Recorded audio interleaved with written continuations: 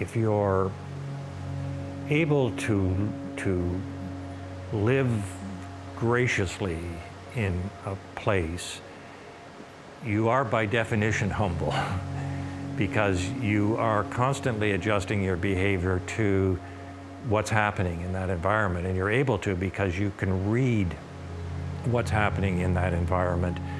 You can read the signs of what has just happened and what is just about to happen.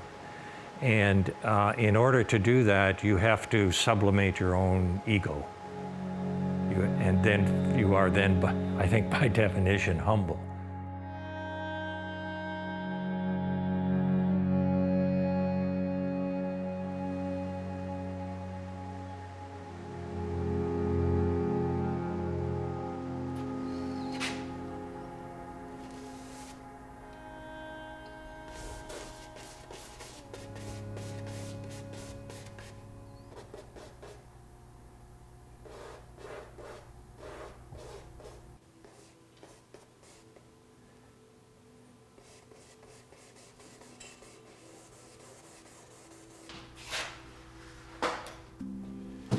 Both writers and painters are creating works of the imagination that relate, if they're really great, seem to be very realistic, in that they seem to come out of the experience of living in the world. And they do that with very old-fashioned, minimal means. You know, writers just have words to put together. Painters just have images and marks they make on a canvas. And out of this, you hopefully create a world that the viewer or the reader can enter into imaginatively themselves, and in a sense, complete the work with their own personal experiences they bring with them in there.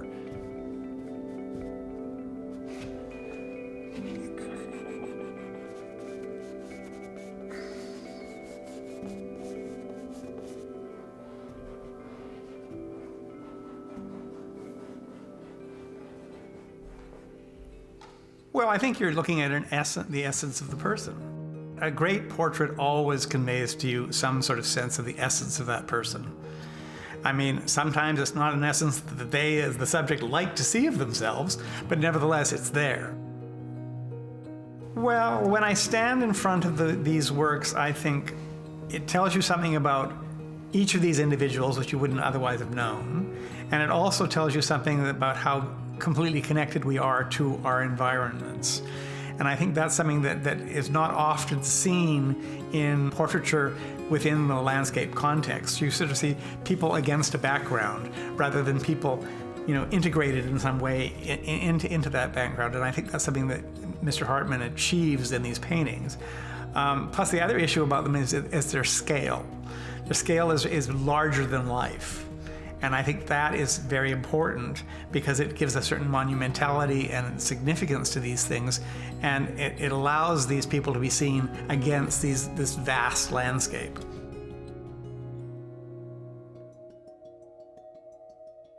Well, he's an extraordinarily energetic and ambitious painter. He is very much an artist who rejoices in the visceral kind of, you know, gutsy quality of paint. That's the frightening thing about being an artist, is that you don't really know where the work's going. To keep the work fresh and to keep it strong, you have to walk into darkness.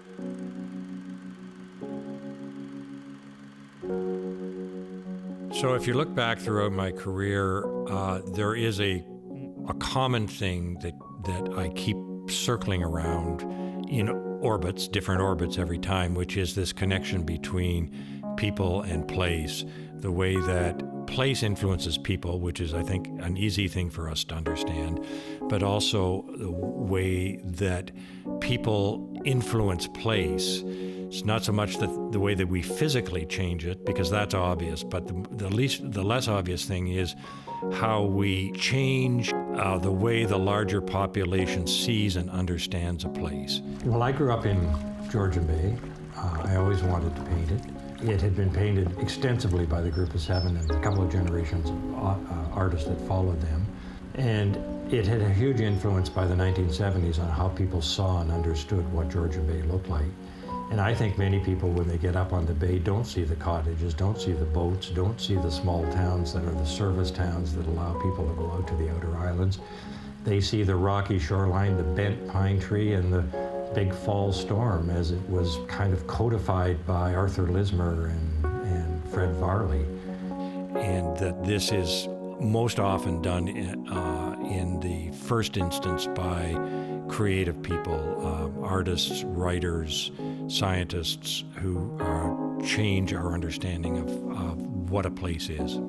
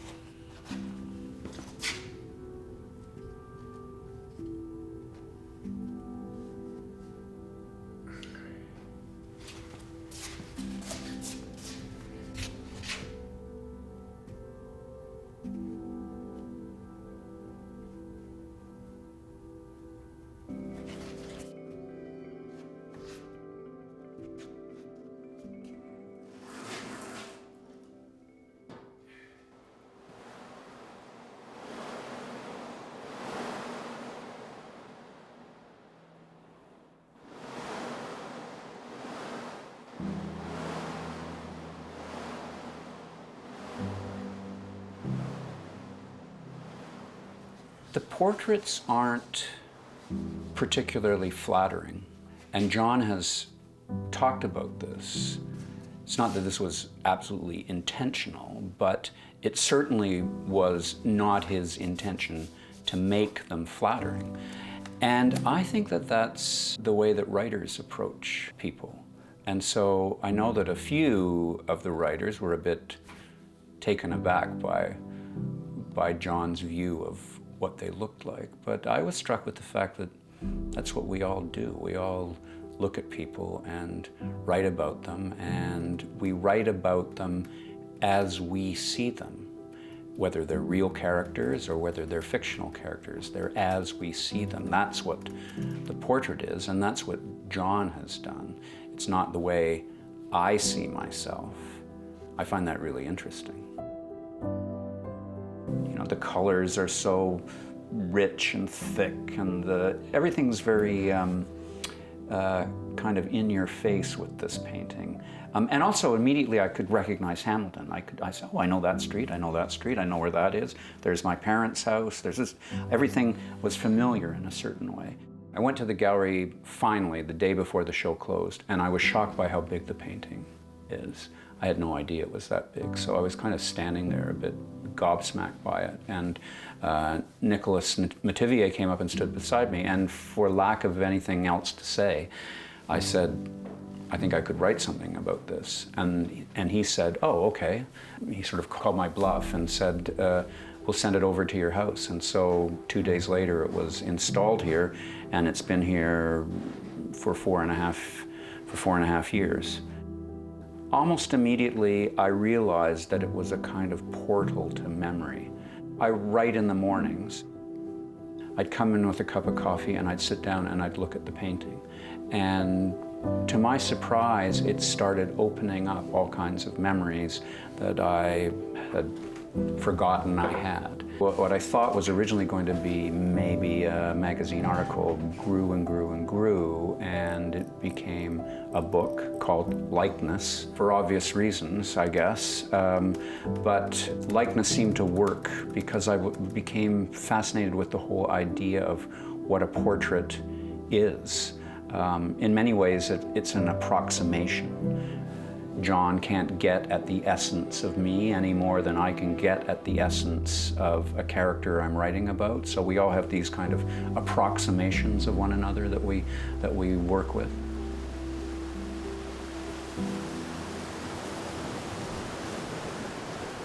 Well, I suppose there must be writers who aren't particularly attached to a landscape, but honestly, I can't think of many. I think because landscapes contain memory for us, for everyone, but maybe particularly for writers.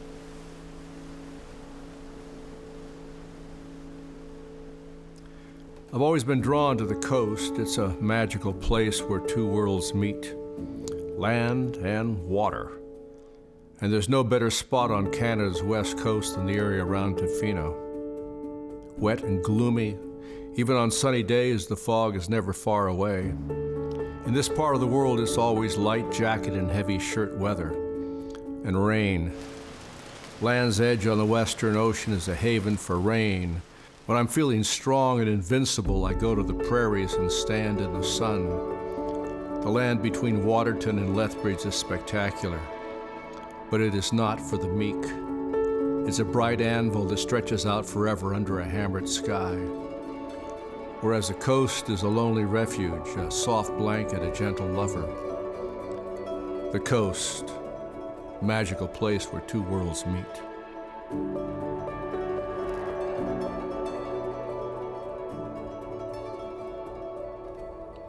Of the 12 lighthouse keepers, one stands out. Amelia Beavis, the sole woman. At his sudden death, she took over, slipping into the silence of his duties as into a just abandoned bed, the warmth still there. So many lives mark this place. When we went down to the Oliver Theatre on a Saturday afternoon to see a Western in color, we saw the same landscape we would see the next day when we went for a hike in the hills. We boys took our shirts off when school let us out in late June, and we didn't put them back on till they made us return in September.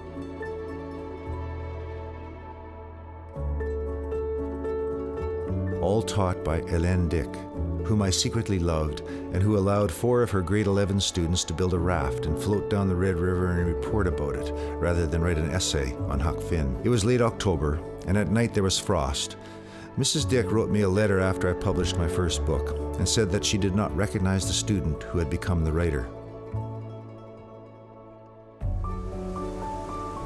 Somewhere behind my head is the house on the South Side Road that my wife Holly and I bought 12 years ago. Next door to the Pink House, where Michael Winter spends his summers. Even as a kid, Western Bay seemed like a place apart to me, a little adjacent to my regular life, next door to the modern world.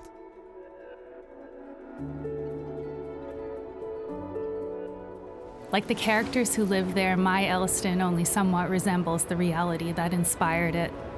I suppose I can sit with that guilt a while yet, of writing fiction inspired by family, trying on their skeletons and making them other. An othered life is better than disappearing, right? These are the lies I tell myself.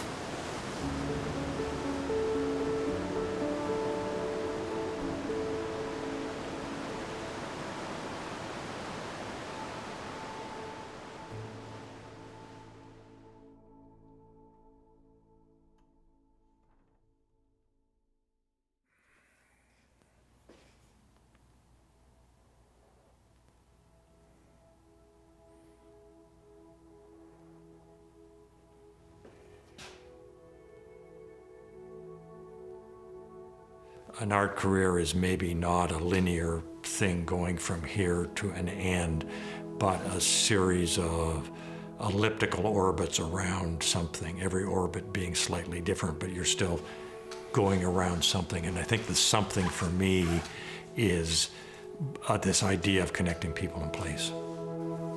How can that idea drive everything you make? Because you never get it quite 100% right. That there's always something more to do. There's another way of coming at it.